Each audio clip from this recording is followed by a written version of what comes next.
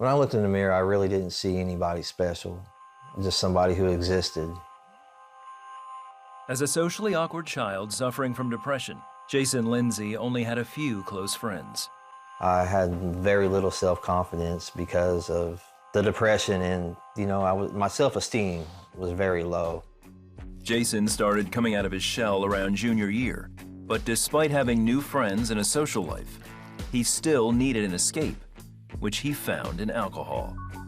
When the weekend came, I could run away from my depression and my anxiety that I suffered with drugs and alcohol. But throughout the week, I was still the down and out, good school kid who just couldn't stand to look at himself in the mirror. Around that time, he also met a girl.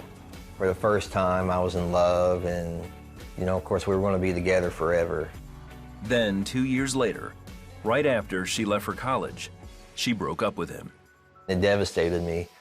And if I had a depression that I suffered with before, it was magnified probably 10 times after that happened.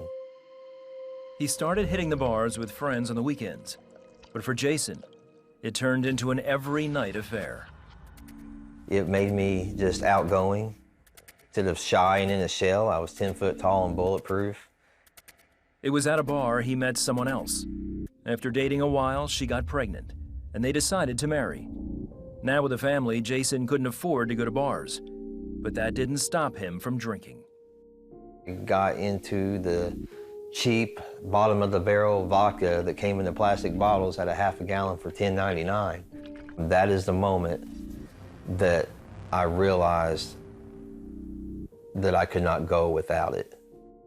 At 24, Jason was a new dad and a full-blown alcoholic.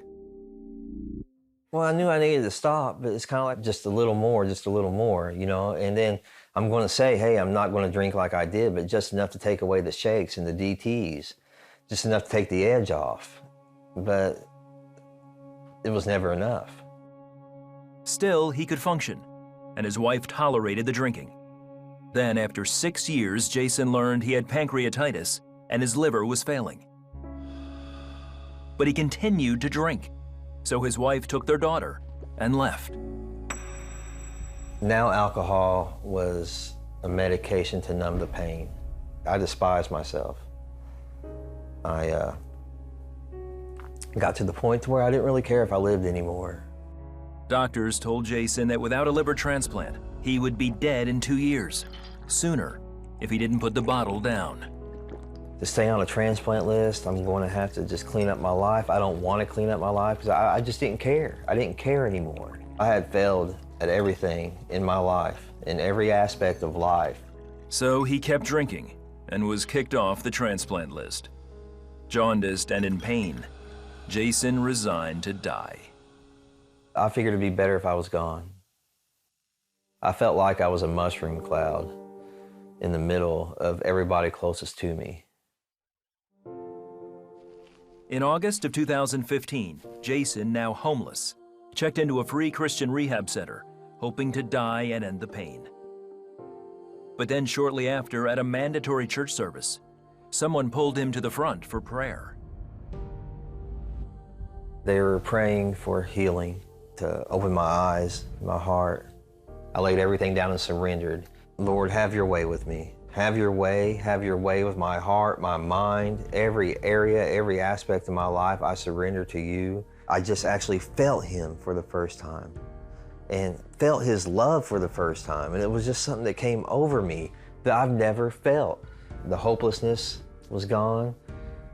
It was just a state that I can't explain with words. The next morning, Jason woke to find the jaundice had disappeared. Later that day, his doctor confirmed his liver and pancreas were healed.